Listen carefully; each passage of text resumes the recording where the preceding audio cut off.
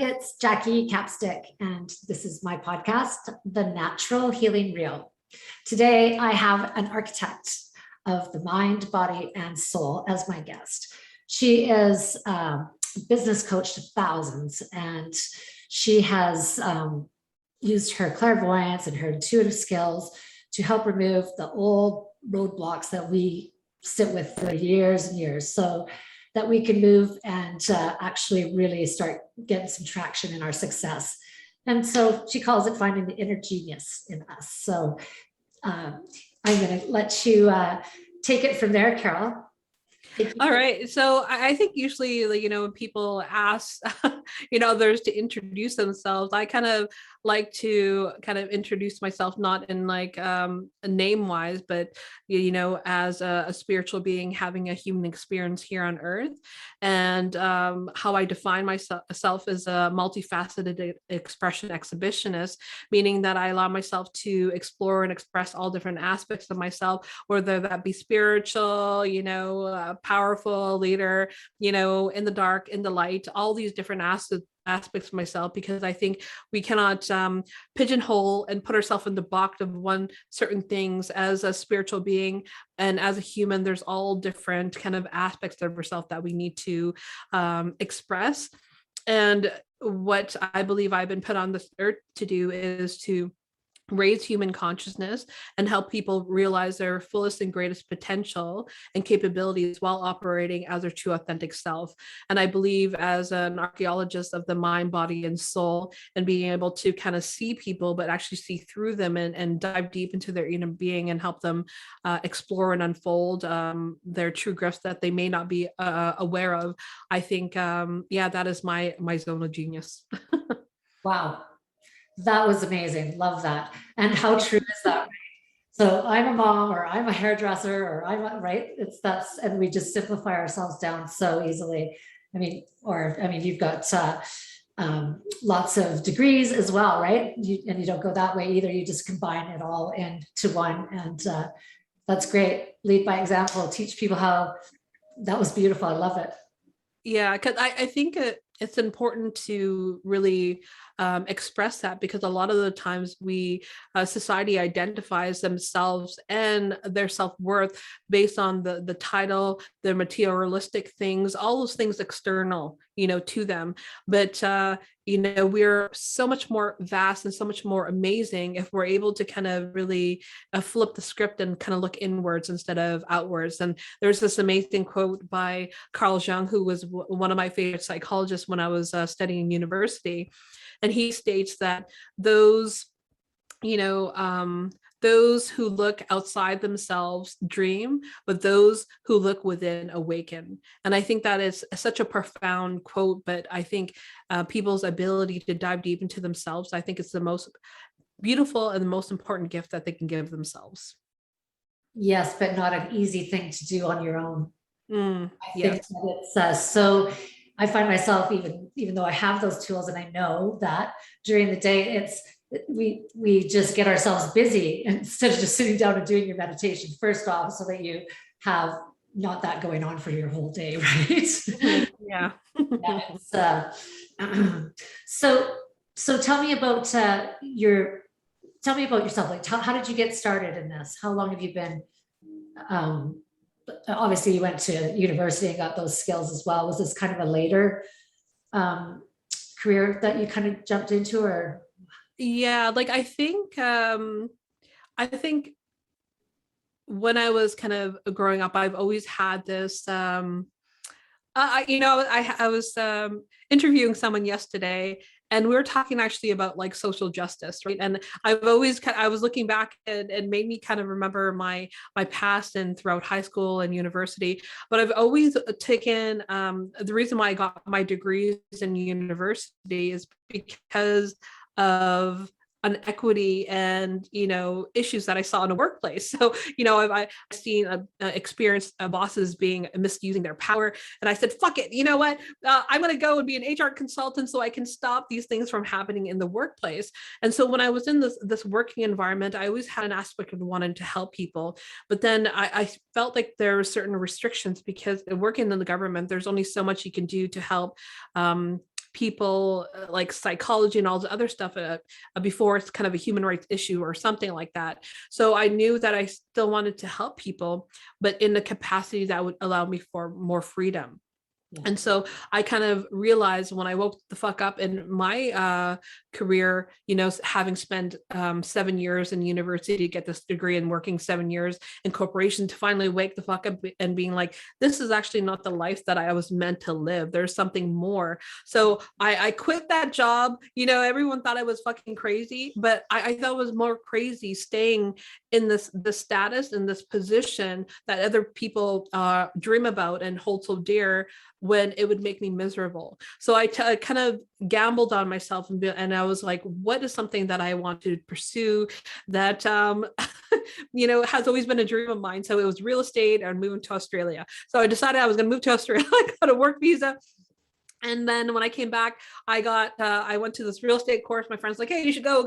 I'm like, okay, fine. And then I was offered a job at the end of that 3-day weekend, which matched my salary of in the government. And, it was kind of like a juggle. Like, what do I do? I already sold my house. I already went to Australia and activated. But what I've always wanted to be is be an entrepreneur. So I thought that, going down this path, I always like real estate, that it would allow me the experience and all these other things to build the capacity to be in business. But taking that route was the most challenging, because things flipped upside down in a tornado, because in that process, I helped my brother put my a name underneath my business. And then, a couple of years after that, I was arrested, thrown in jail, and had a 6-year legal battle that I had to go through. And it was really challenging to have to spend, that last stint in jail for 8 months. What did they arrest you? Why did they arrest you? Because they arrested me because it was willful blindness. They thought I should have known what was going on of, my brother's dealings and all that other stuff. So it was a really challenging and trying time to have to go through that. But what I realized in this whole process, and why I came up with that stronger realization that we are not who our title, our material things, is that in that process of going through that and losing everything, I realized I had everything that I needed. I still had the experience, I still had the skills, I still had the tools to have that comeback power to do it better. And through that, taking that path, even though it was so hard, like, I'm like, fuck, man, I should have just stayed in Australia. None of this shit would ever happen. Or I should have said no. But I think it's the experience, because a lot of times people can read about strength, courage, resilience, perseverance, and courage, bravery, and all that other stuff, but until you're actually put into the position where you're actually able to put those into practice to see what you're worth, then you don't really know a concept versus the actual experience of that concept. And then so, like, I think through that, I think my spiritual abilities kind of like awoken, because the more I was able to kind of see things and release things from my being, the more I became a clearer vessel for the knowledge to go through me. Because if you are filled with all this mess inside of you, like traumas, hurts, negative thinking, unlimitedness of all these other things, how can you really kind of hear the messages coming for you? You have to be able to free yourself of it.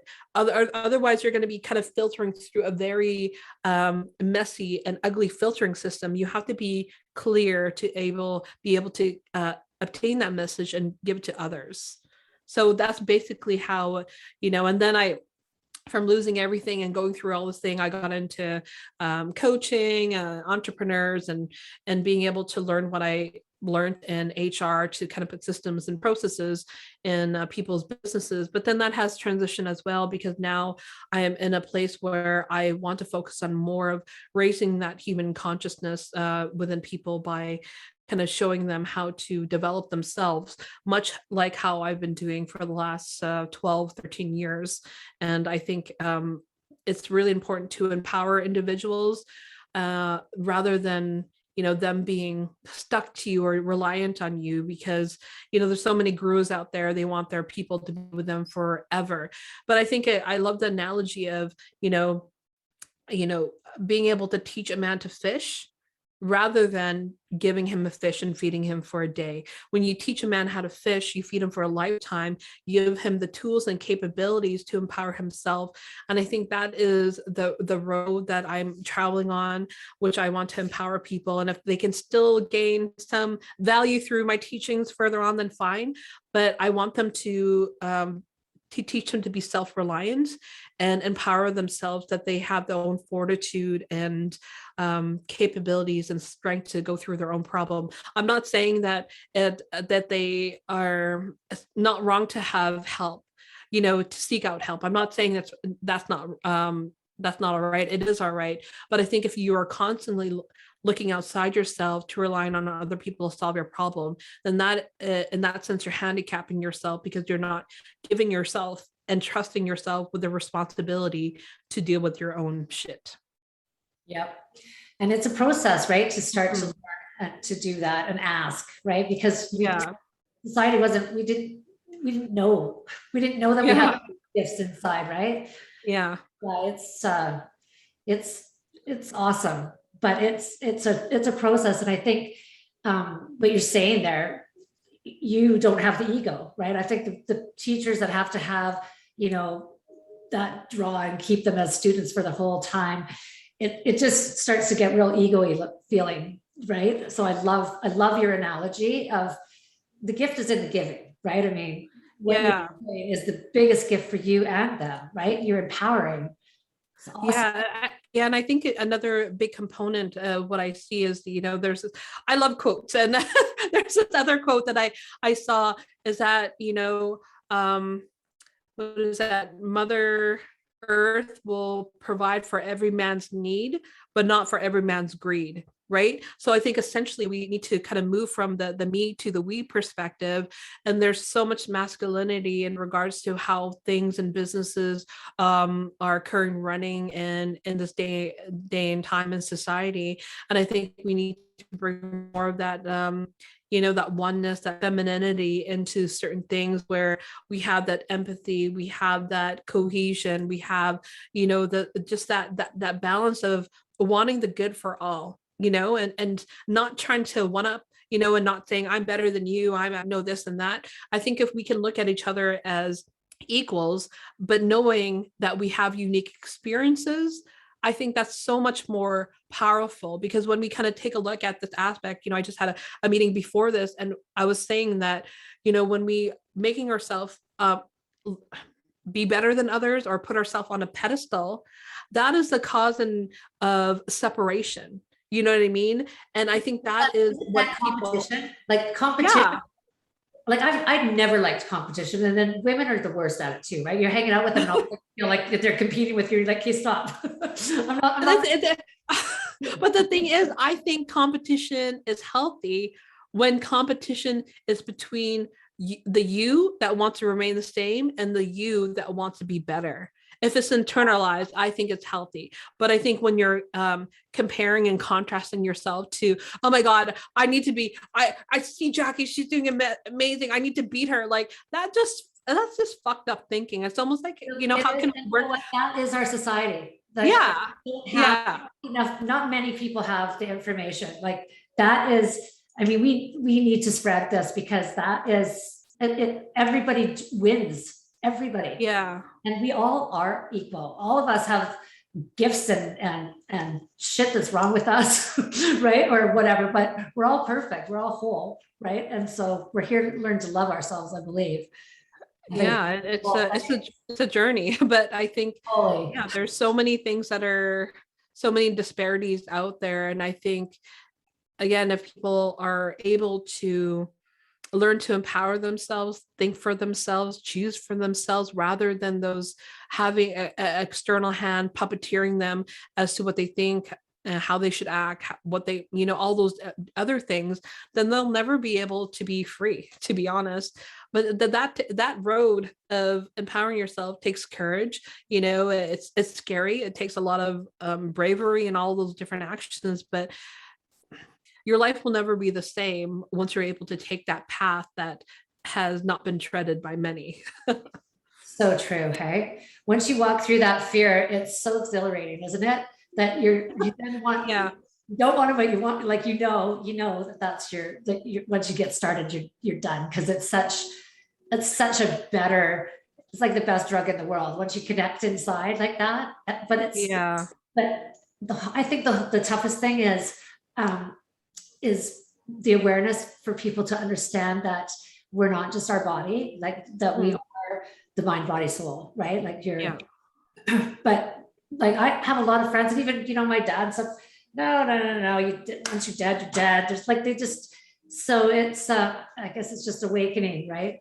Right now, Yeah. that contrast maybe is making it so uncomfortable for us that you have to kind of look inside to help yourself, right? Right now. Yeah, and I think what you said there is important, awakening, and that everyone's in their own stage of awakening. And so I think we need to kind of respect and honor, people on their own journey. And sometimes people are not ready to hear what it is that's being spoken because maybe, they may be still stuck in this old identity of wanting to play small or wanting to be victim or whatever that may be. But it's all, and I was having this conversation again yesterday about the universe and your higher source, your guides. They almost like put you in situations continuously until you're able to see what the fuck you're doing wrong. It's like it's time for you to wake up. How many more times we have to keep on putting you in this situation, right?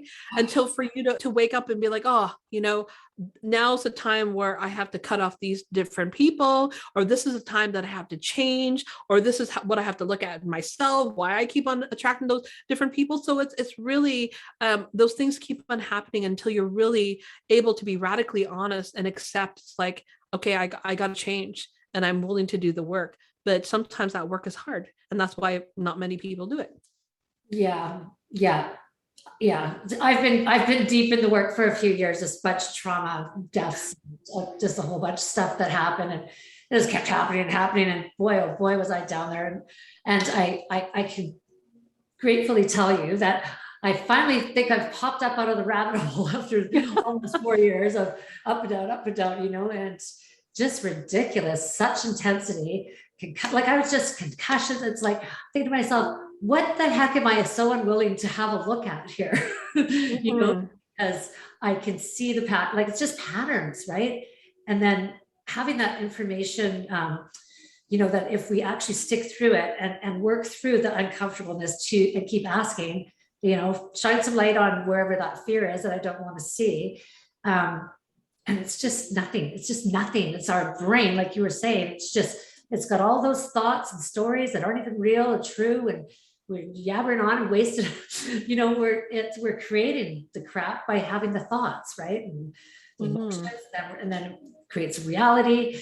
Oh boy, I'm watching my children do it. Like, they're teenagers and their thoughts about trying to, I drive into the parking lot, turn your music down, mom, it's embarrassing. Like it's, you're trying so hard to fit into that box, right?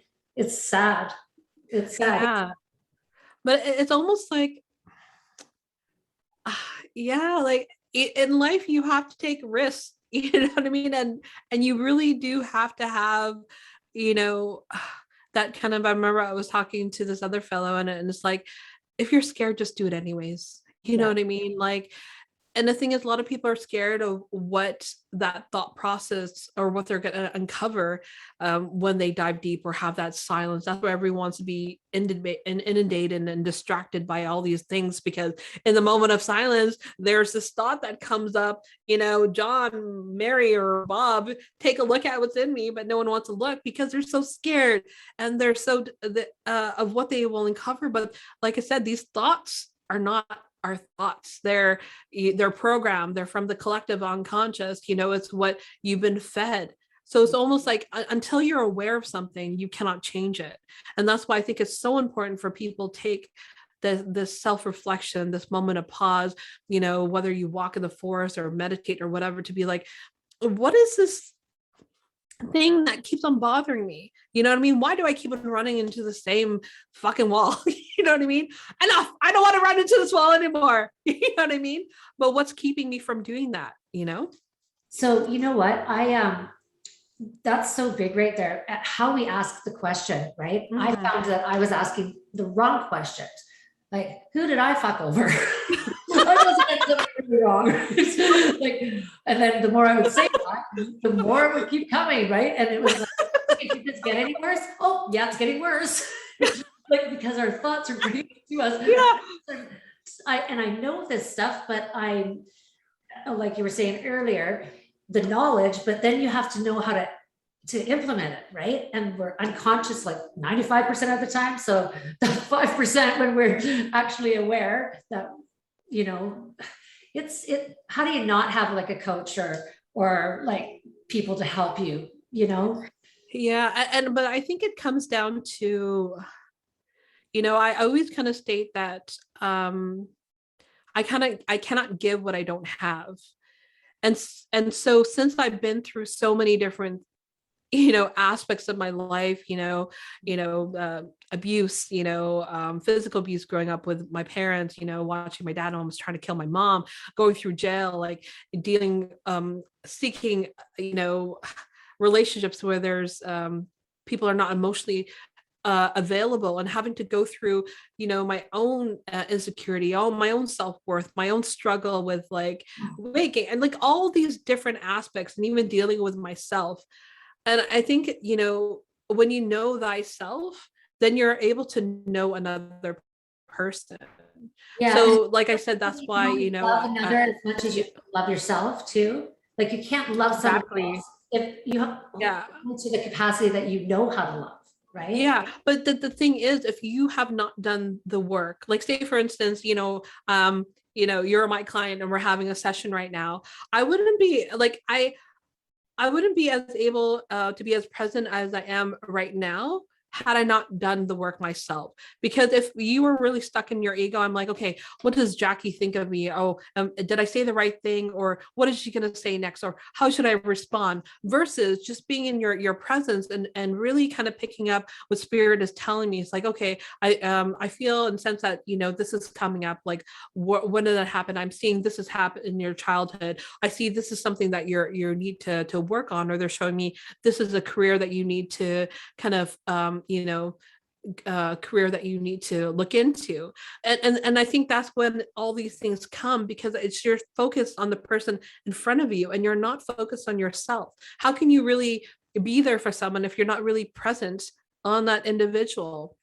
And I think in that kind of dialogue and that kind of dance is just being invited into someone's energy and letting source be able to unfold, what is meant to unfold for that individual that needs to hear it. And whether they're willing to kind of work and hear more and whatever, then so be it. But I find a lot of people that I have one-on-one readings with, then they're ready to kind of hear.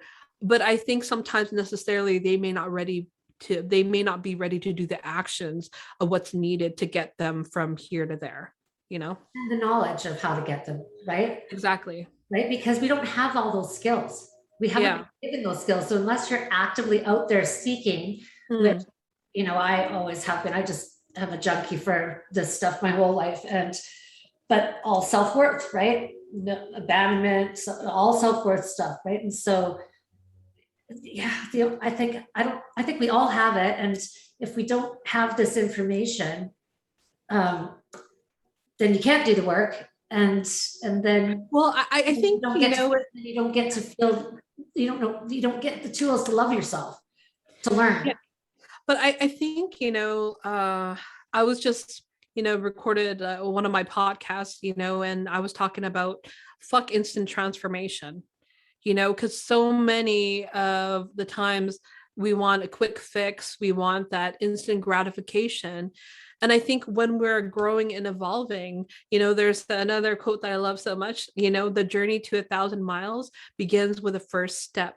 So I think anyone who's going throughout this journey and this evolution of themselves and growth, they just need to take that step forward in that direction of wanting to do better, and not force the timelines of I need this done tomorrow, I want it done now, I want to be on stage. Just trust the process, because it's almost like if you're not able to trust that process and allow things to unfold when they naturally unfold, then you miss the beautiful experience of that change, that evolution of yourself. And I kind of give this analogy of being able to plant a seed, you know what I mean? And you watch that plant and then see that plant grow the next day. No, that seed is planted and then it's nourished in this environment. You get the nutrition from or you get fed water, it gets the sunlight, and then slowly and surely, that seed rises it up from the darkness and then into light. And I think that's how human growth and change happens. It's day by day, but then slowly and surely, things that you're unaware of from the dark is brought to the light. If your intention is pure to want to get better, then you just take a step forward, then a step forward, you learn, you fall down, make mistakes, but then you always have to persevere and want to do better. Because if you don't have that wherewithal to stick it through, then you're just going to bounce back to that individual who was the individual with that same issue, that same crisis that happens over and over. And that is insanity as we know it. It absolutely is. When I'm talking about quotes, one of my favorite quotes is Jay Shetty. Do you know him, the monk? Yeah, I know him. And he says, "I'm not what I think I am. I'm not what you think I am. I am what I think you think I am." And that's pretty much what you said, right? Like we're sitting there and I'm saying, like watching my children, they're sitting there thinking about what is everybody thinking about me. They're not thinking about you, love. They're thinking about them. They're thinking what you're thinking, right? We're all in our head thinking that the other person's thinking about us. Yeah, right? but no one else gives a fuck. You know what I mean? They're thinking about themselves. You know what I mean? Like, 100%. yeah. So I think we all sometimes until we're awakened or going down the path, we all operate in our own silos. And until we're able to see the duality within ourselves, the duality outside of ourselves, to realize the oneness and the connection that we all have together as one. But then you have to go through that journey and that awareness and experience, not to have it conceptualized in your mind, like, I think this is how it is, but you actually have to feel it and experience and be like, I actually know of it. And the thing is once you know of it and you're aware of it, the more you grow and evolve, you dive deeper into that understanding of that concept of oneness. But it's something that has to be experienced. You cannot just like, oh, I think I know what oneness is. It's just that you have to feel it and experience it. 100%. I love how you talk. It's awesome. It's such a great analogy of how to explain it all, right? Because we say oneness to people or energy and they're like, and then what happens, right? But it is that, right? We're just in like a lower, the third dimension, they say, is a lot slower. And so everything's in material form. And then as we start to, it's like when you're happy and you're lighter, your whole body's light, right? And your thoughts aren't sitting there thinking all these stories. And it's just, we're just wasting our life away with all of that. And we don't even know that we are. We think that it's all. But even when you like knock on your desk, you know what I mean, or knock on this mic or knock on this computer, I think what people need to be aware of is everything is energy. And the reason we see it as such is that certain things vibrate at different levels. That's why they take shapes and forms of other things of being solid. But like look down to the granular of this desk or computer, is just energy, you know what I mean? And so when we know even ourselves are energy, then we know we can affect other things, we can affect other people, we can affect a whole room. And when people like, I don't know anything of this fucking energy, but the simplicity of that knowing energy, and anybody can kind of think of this moment as when you walk in a room and you can just cut the tension with a knife and you feel like icky. It's like, that energy, it just feels bad. Or, you meet someone else or another room and just feel so joyful. So energy, a lot of things hold energy. Even if I'm sitting in this chair, when I get off of it, my energy is still here. You know what I mean? So I think when people can look in terms of energy, everything is energy. And, if you're operating at a low vibration, then you're going to be attracting all of those low vibrational frequencies, versus if you're going to operate at that level of, unconditional love, and acceptance, then it's a different kind of frequency. And when you're operating at and oscillating on that level, you're not going to be attracted to those lower level things. You know what I mean? It's like attracts like. So whatever you have to be in a vibrational match to what you seek. So if you're operating higher, then you're going to be vibrating such. But if you're operating lower, then it's going to be, your story. That's the key. And that's the key, right? Right there, to having everything that you want. And as I'm trying to get my children to it, right? Just imagine your best you. Yeah. How would you see yourself? Like, what would you be? Like, how would you want everything to be, right? Would you like, just how would you want to see yourself? And then feel that and enjoy that. And then when you're there, the universe has no choice but to bring it to you. It's law, right? And so then if you know that you're sitting there thinking about then you're going to get more of that, right? So if you want to sit there and talk, so they give it back to me all the time. Really? So if you say that, Mom, you're going to get that. It's hilarious. But it's funny that you bring that up, because one of the key things that I've learned, through the law of attraction and all those other things, a lot of people like, oh, affirmation this, oh, think about this, oh, come to my life. But it's, again, if you're not willing to kind of change that inner dialogue that tells you you're a fucking liar, you're bullshitting, who are you to attract these things, you're worthless, how are you going to attract what you want with your internal dialogue speaking that way? So you have to address your internal dialogue, you know what I mean, and be able to deal with that, and then being able to have the right inner dialogue to be like, you know what, I am worthy, I do deserve this, I do have the capabilities, and then so forth, then it'll be more aligned. But if you have that internal dialogue and you don't deal with it, then it's always going to be like this. It's going to be in disparity. Yeah. 100%, right? Like, it's like what we think about, everything that's in form, we once was just a thought, right? So we thought about it, and then we thought about it some more, and then next thing you know, we have it, right? You didn't have your car before you thought, Yeah. right? But then right, it's kind of a bit, but yeah, it's all about the thought. And then that's what do they say, Joe Dispenza, it's like the thought's the energy, and then the feeling is the emotion is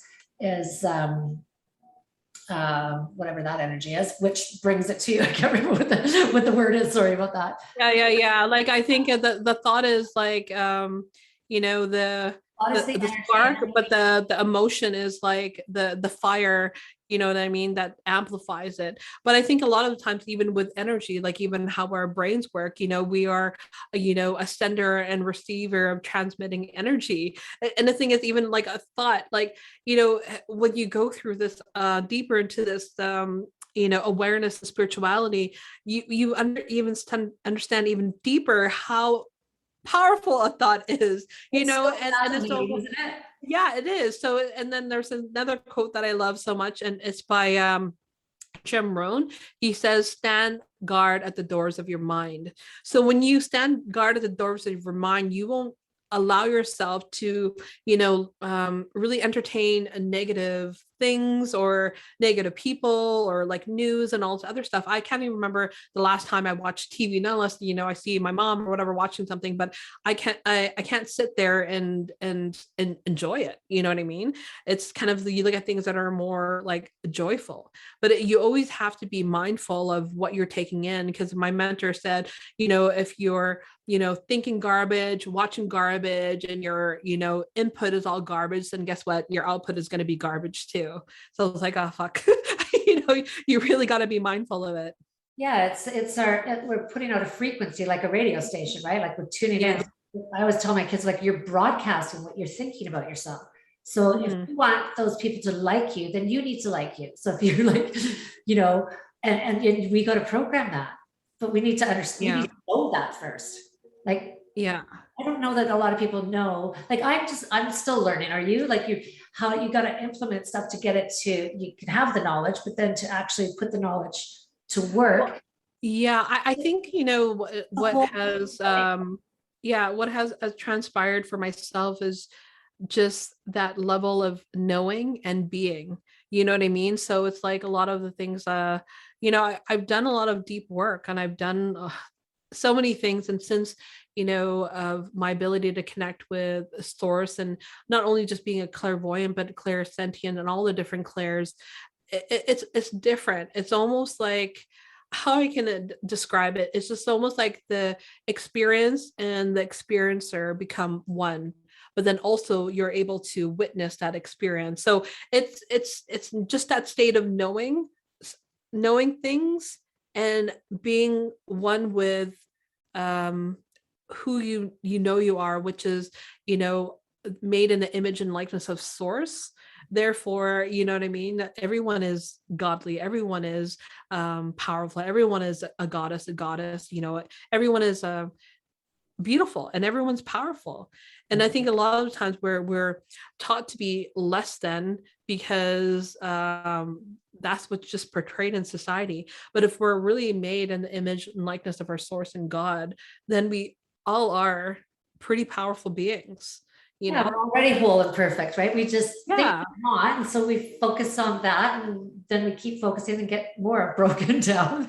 Yeah. But it's so simple, but yet so complex, right? Hmm. What about I've started to actually learn to ask, because when you ask, they tell you, right? You get the song will come on, or right, you'll get the answer, and then I learned, okay, well, no, I wasn't getting the answer. And then we got to ask again, and ask them to say it louder so you can hear it.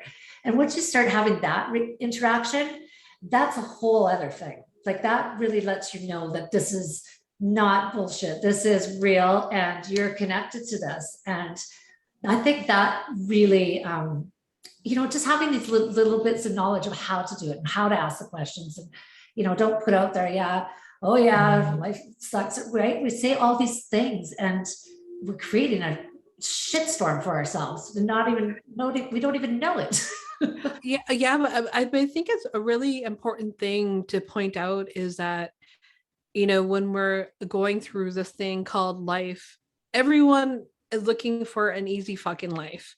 Everyone wants it to be as ease and grace, but suffering, hardship, struggle, and all that other stuff, it makes a person. And the thing is, you get to that point with an ease and grace once you're able to master being able to conquer your problems or your fears.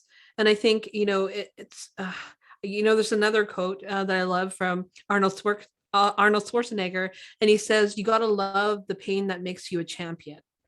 And the thing is, a lot of the things that I've been through, if I had not been able to step forward in that direction of pain, the unknown, the uncertainty, all those things that I was scared of, I wouldn't be who I am today, because I knew at the end of that tunnel, there was a promised land there. But I had just had the knowing again, and trust that God, source, spirit, and my guides are there guiding me along the way. Because when you have like a purpose that you want to fulfill in life, there's certain tests that you're given, tests to kind of your courage, your wherewithal, and your ability to really test it. Is that really what you want to do? Can you really do it? Can you withstand what's on that other side? And if you can't constantly prove to yourself, which really matters, and your fortitude and capability to do that, then you're given more. So God only gives you what you can handle. And I think, and the thing is, when I talk about God, I don't talk about God in any religious sense. It's just a spiritual kind of higher source thing, which I choose to call God. But I think, when you always know that you're being guided, and that you're not alone, and that you can step into the unknown and still make it out, even when there's trials and tribulations, that always happen. If you can accept that life is ebbs and flows, and that you are always able to end up on top, and being able to go through it and heal from it and learn from it, then I think that's the most amazing thing. Yeah. So I think if people can What you're saying step, is so yeah. incredible. It really is. And I really feel like what you're saying, I really know exactly what you're saying through these last few years. Mhm. And you know what, just having somebody have your back, like actually have your back, Mhm. I have that now, whereas before I would always kind of feel like, well, abandonment was my my issue that I had to come to, right? But what you're saying is it's so incredible, right? And it's to know that and to have that experience, it's worth walking through Mhm. whatever the fear of, how bad it's going to be or whatever. It's not, it's just thoughts in our head, right? Yeah.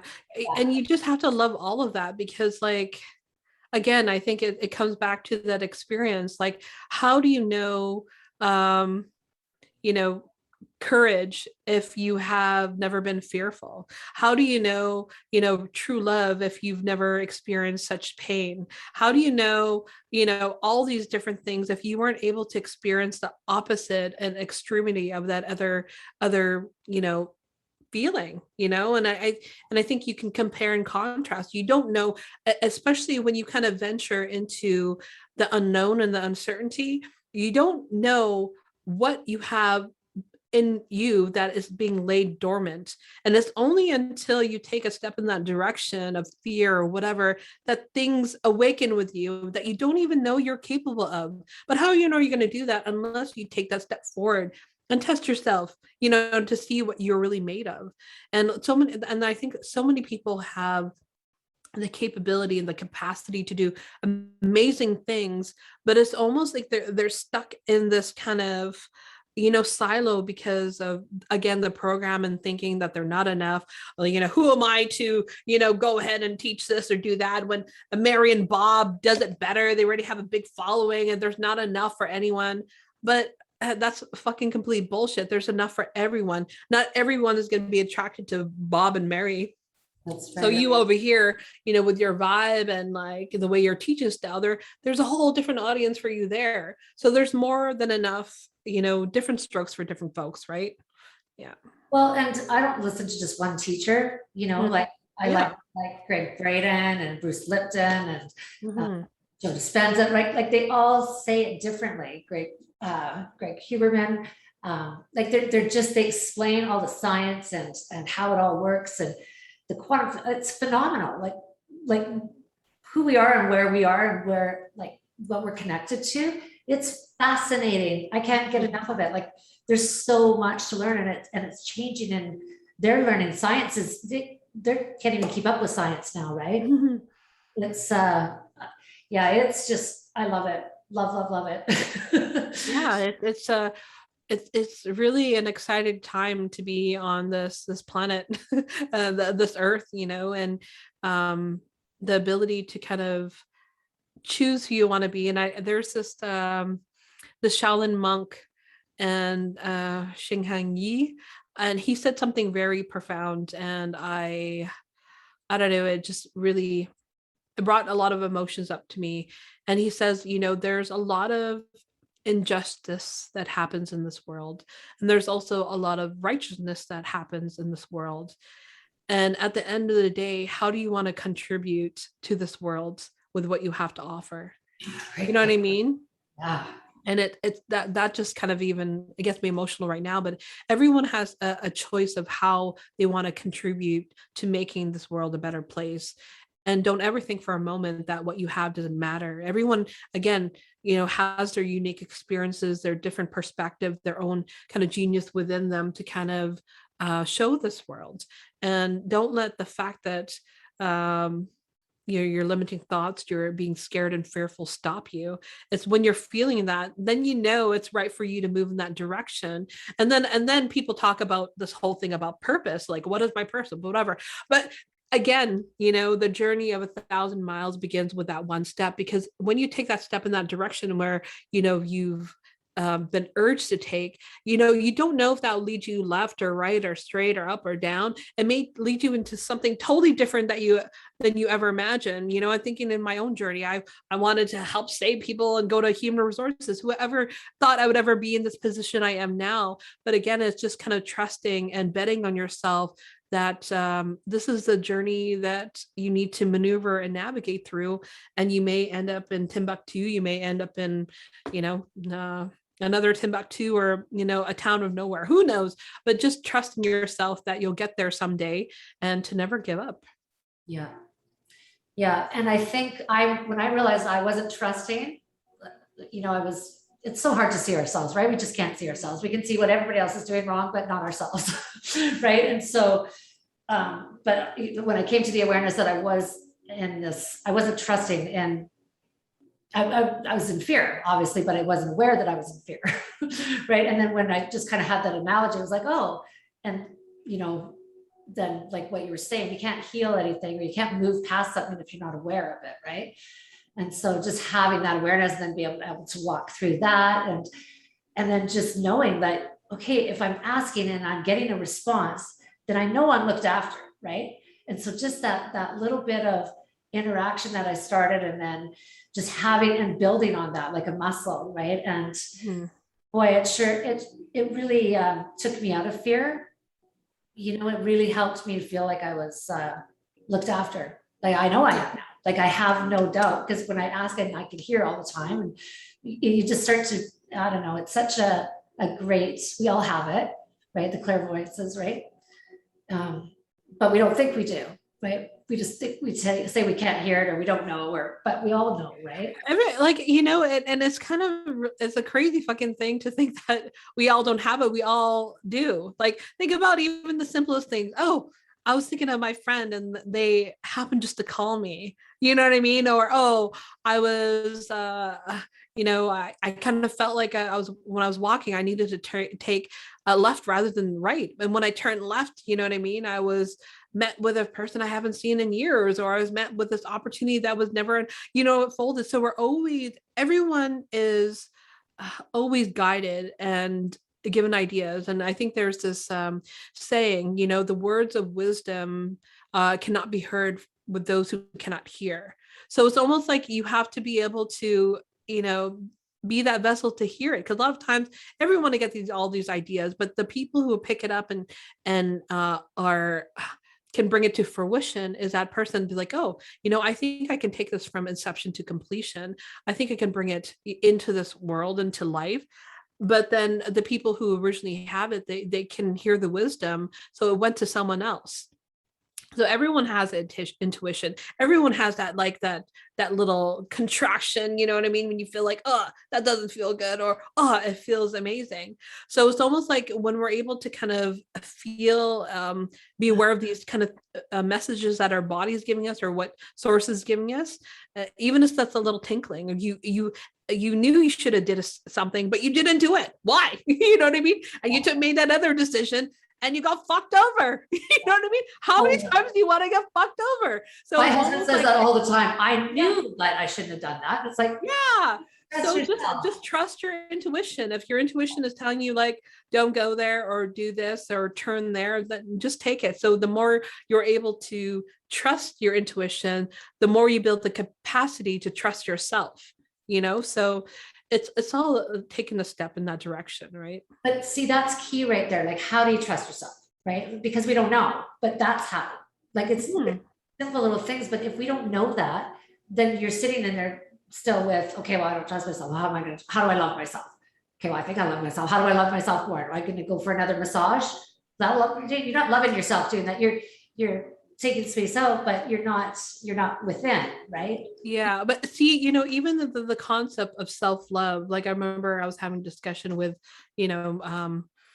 my soul sister and soul brother, I'll call them, and I say that you cannot really learn to love yourself until you realize how much you hate yourself.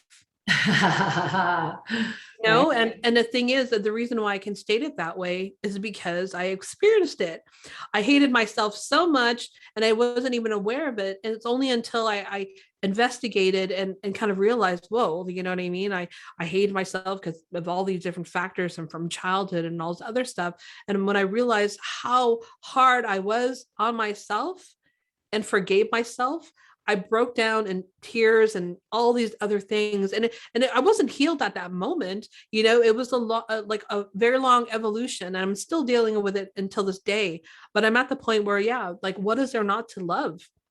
Yeah. But it's only until you have that duality of those extreme ends to be like, having to know that I hate myself so much and being aware of it, and then having taken the responsibility that I feel that way and working forward and towards it to loving aspects of yourself. So even if you want to even give tips of like, how do you get from hating yourself to loving yourself? First, you have to be aware of what you're going through. So maybe you kind of journal for a whole week. Like, where's my mind space at? Like, what are my trainings with? What do I say to myself when I try things on? Like, oh man, I'm too fat. Like my gut. Oh, my fucking like back fat or whatever. You know what I mean?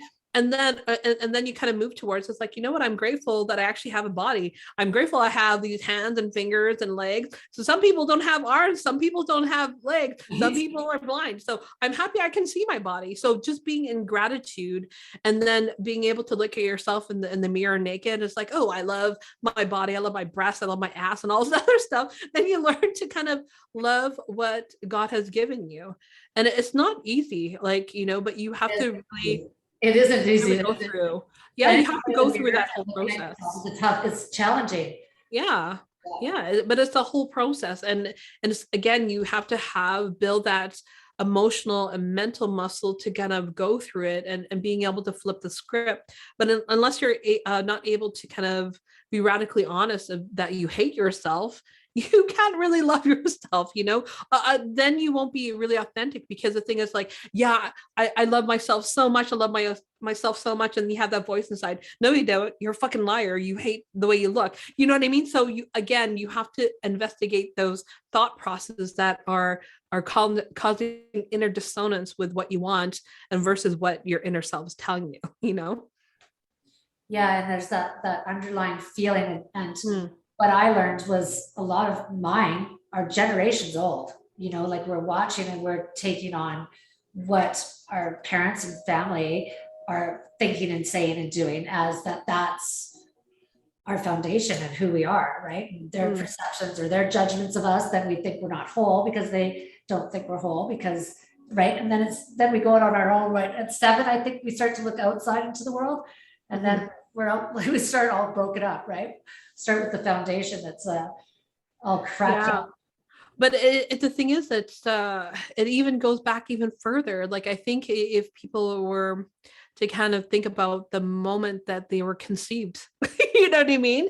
Yeah. Again, the program happens there, but that's not even in taking into account past lives, your ancestors, all those other things. But when you think about them, just thinking about this lifetime right now, and in the moment of conception, but then also to be able to realize there's multiple realities, so there's so many things that are going on, that we might not be aware of. But again, it's always taking that first step towards what you want to uncover, that curiosity, and want to get better. And if you really have a sincere, true intent, you know what I mean, to be better, then again, source, universe will provide the path for, I wrote this quote, I stated that, let yourself unfold yourself to you. Yeah. So, when you're going through this process, there's so many things that you don't yet know about yourself. But if you kind of trust in the process, not try to, speed it up, just allow it, to flow. Right. That's it right there. Yeah. Allow it to flow. Then you'll be like, whoa, I never knew this about myself. I'm like, oh, I never knew I was good at this. I never knew I could do this, or you know what I mean? And I think it's really exciting to explore yourself, because at the end of the day, we are our own mini universe in this entire universe. So you know what I mean? There's so much to explore inside. I just love it. It's like the vastness of knowledge and what our interaction, and it's phenomenal. Like, I was watching Greg Braden the other day, and I watched it before. Missing Links is a series that he has on Gaia. It was on YouTube. I think it just kind of came across, and they're talking about that, however many years ago that we came to Earth. Was it 200,000 or however? Anyways, it was like there was a 2 in front of it. I don't even know how long we've been here. Isn't that nice? Anyways, he said that they have uncovered that in our DNA, we have 2 chromosomes that have been replaced, that are different. They're not like the rest of it. And we all have it. You have 2 pieces of DNA, and they show you in the linkages or whatever, what it looks like. And he's like, which then shows us that so now they've proven that we are here by design, right? And that kind of all the biblical stories are, you know, stories because there's something bigger going on here. And all of these years that we've been here, nobody's tapped into this incredible connection of power that we have to the grid of the quantum, right? And so they're just talking about that we now know that this is actually a thing, and they're just unraveling so much so fast. Like, you know, the heart has a brain and has all these. Well, didn't we always kind of know intuitively? But right, and then you're told, no, you got to follow your brain and what your brain says, not your heart. And you know, it's all we're all mixed up because we don't know. You know what? We weren't given the right tools or anything. Yeah, but I think an important thing to mention, as you know, people are journeying through life. There's many teachers. There's many different perspectives. And I think the most important thing is to seek your truth, not the truth, and be able to kind of take what is in resonance with you and leave what doesn't. Because I think, you know, a lot of times that's why I don't absolutely go, you know, dive deep into this one area. It's almost like looking in all different areas, and to be able to kind of decipher what your truth is, what your meaning of life is, how you want to navigate through everything. And that's where you kind of just have this knowing, and then you can be yourself, you know, rather than, again, kind of like, oh, this is my truth because X and Y said it, right?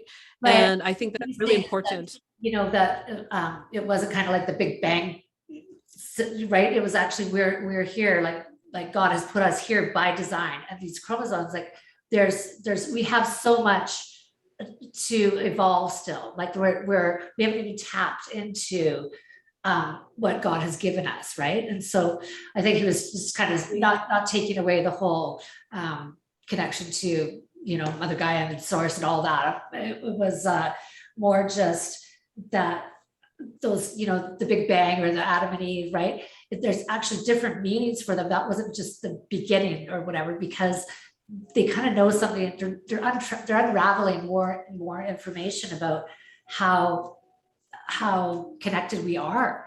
Like, we aren't just these little people on this little planet in the middle of this huge universe. We're actually a part of this whole universe. Like, we're connected to it all. Right. And it's like we unraveling the proof of that, right? That we are a part of God. You know, you hear people say, well, I am God, right? People go, oh, we can't say that because this is God over here, right? No, we're all within. It's within, right? In our heart that the connection comes, right? So it's kind of just, it's all perception and stuff. But I think that the more information and knowledge that we get about how to maneuver in this universe, I think it's good. You know, I mean, take what you want and stuff, but I don't know. I love that stuff. I think it's interesting, right? That it's that it's just evolving that quickly. It's amazing. Yeah. Well, I think it's so amazing to be able to learn from so many different teachers, and their experience, I think, is just so magnificent. Like, you know, I think I contribute a lot of, you know, the how I am and how I view things because I've been able to learn from such amazing people. And I think, you know, when you're open, the key is open to learning new things, then things will come to you when you are, you know, ready. You know, there's that saying, right? You know, the teacher appears to the student that's ready, or the whatever, you know, that kind of, the teacher will appear, or it's the student, or I can't even say it properly, but you know what I mean? Yeah. The teacher will appear when the student is ready. Yeah, there. I'm with you. Oh, that's great. So tell me about what do you do? Do you have like a practice? Do you have like do you do groups? Do you just kind of do one-on-one coaching? Like, what is your business all about? Like, well, right now I'm like kind of transitioning to what I have done before, and I'm more focusing on the empowerment of individuals. So, there's that self-mastery membership that I have, which is a monthly paid membership. And that's at www.carolbanayos.club. And I also do one-on-one readings where people, it comes when needed. So that is kind of diving deep into the individual, and letting the source speak through me to see what it is that they need to work on. And a lot of times that things are uncovered that they are not even aware of, that they push so deep down into their subconscious. And it's a very I don't know, like intense and fulfilling and awakening process that I get amazed of every over and over again for how like accurate it is. You know what I mean? It's like, whoa, it's kind of like I have to take a double a step back. But then what I always learn through doing these one-on-one readings is to always trust what's given to me, even though as scary or kind of gut wrenching what they kind of reveal to me. I always kind of relay that information because it's given to me for a reason, and to be shared for that person to grow and evolve, and maybe at that time to take responsibility now for their for where their life is. But what I find really is that there's only so much that I can do to uncover these things, and it's that individual's responsibility to want to um, transcend their old ways of being. So in addition to that, then there's the coaching that I can provide to individuals as well to kind of navigate through that. Yeah. Nice. So most of your stuff is you like your personal, you like the one-on-one. You're not doing like group type Zoom meetings or anything like I do like kind of group things too when needed. that. I also do book publishing as well. So, it's a very unique process where, again, just kind of doing an assessment with the individual and then getting downloaded everything that needs to be extracted from that individual. So that's a very in-depth, intimate one-on-one thing that is very amazing to do. So I do that as well. And that moves you through years, like years of stuff. Like I'm lucky enough to know people that I go to help me move through stuff when I'm just so stuck and Mhm. can't see it. And it's like, but you have to be open because you get truth, right? Yeah. So, yeah, ego needs to move out of the way and you just need to be there and Yeah. Yeah, it's interesting because I remember this one time, like, I like I say, I can see people, but I can see through them. So they, it's almost like they can't really hide certain things. So I remember having a meeting with a client once, and I just asked, are you okay? And he was like, yeah, I'm fine. But I saw the inner turmoil, you know what I mean? And I asked again, are you really okay? And then no, I'm fine. And I'm like, well, I'm sensing. And then it just totally a breakdown yeah. because again, we are taught in society that we always have to put this front up, this persona to always be strong when you actually feel weakness. And it's okay for you to express these emotions. It's not nothing bad. You're not a pussy. You're not like any of these things that you are taught. You have to be able to express what has been repressed to start the healing process. So I think it's very interesting and exciting, and to see that and be a part of that journey with people to help them evolve. It's a huge gift. That's a huge gift that you're giving people. And, for any of our people that are watching, or if you haven't had this experience, you need to, there's not very many people that I know that have that.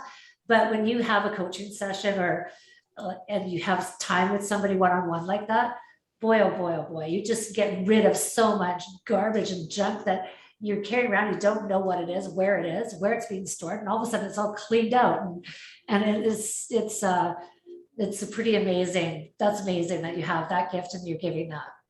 Yeah. And I think the for people who are ready and want to experience that, I'm available. You can hit me up at Carol Banayos on all social platforms. But it's almost like it's that awakening to know what's holding you back. but I don't want to sugarcoat and be delusional that, again, that instant transformation is going to happen. Yeah, I do believe in that session there's going to be instant transformation where you're going to be aware of things that you haven't been aware of what's kind of your blockage, but then there's still is work to be done to kind of be able to break through, because the only way to break through is to break through something, you know what I mean, and doing the work to transcend that old way of being rather than reverting back to the person who was the person that initially set up that meeting with me, right? So there takes work. So I think that if someone's ready to kind of be intimate to let me see within them and ready to do the work, then I think it's good.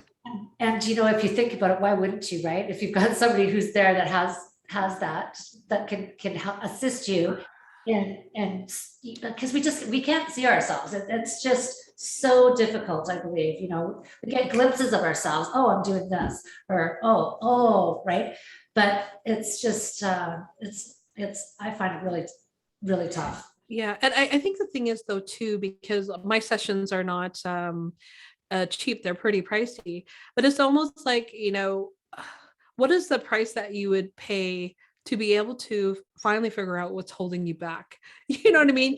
I remember this guy that I had a one-on-one session. He went to see several therapists, coaches, and all this other stuff, and they weren't ever able to pinpoint exactly what I was able to do with him in one session. So you know what I mean? So it's kind of, I don't say that to be boastful. It's a fact. It's cute. That's why I'm trying to say, like, if you don't know somebody, then you should give Carol a call because it shifts years of garbage, debris in you and you've got somebody who knows how to do it and it will assist in getting rid of it because it's all just garbage. Shouldn't be there, right? So it's that's the stuff where we get the health problems and it just builds and builds, right? And then we're shaming ourselves because it's just this constant generational pattern, right? Is what I found for myself. Yeah. Yeah. And I think everyone can, would benefit from a coach and mentor. Like I, have reached out to coaches and stuff like that when I need it. But I think the key component in seeking a mentor or specifically a coach is that you have to be open and you have to be coachable. And what is being coachable is being able to want to change and do the work. Right. And I think a lot of times that's maybe since I care so much and I have such a big heart, you just want people to change. You can see, how they can grow and evolve. But again, you know what I mean? Like that person has to take that step themselves. I only can do so much. I can't grab you out of bed. I cannot. Yeah, I cannot. I can inspire, but you have to be able to ignite that inspiration and want to do better. Yeah, and that's tough, right? Especially as women, right? Because we want to, mum it over. With my kids too, I try to, coach them along or whatever, but it's like they're like la la la la. But I want them to have those tools and gifts, so I just, kind of just keep. Best thing is just to live it, right? Yeah, but I think timing, divine timing, when people are ready. Again, what I said earlier, the words of wisdoms are as close to those who cannot hear. So it's only available for people who are ready to hear it. Awesome. Well, I don't know how long we've been on here. You are fabulous, interesting. I love chatting with you. Yeah, likewise. Thank you. Down your door again down the road. Yeah. It was great to meet with you, and thank you for all of your sharing and information and how to contact you and all that we could put with the podcast. Yeah. I give you all those social media links and email that people can email me at support. So feel free to reach out. And I thank everyone who is listening and watching today. And as always, treat others with love, kindness, and compassion. Much love and peace out. Peace out. Take care.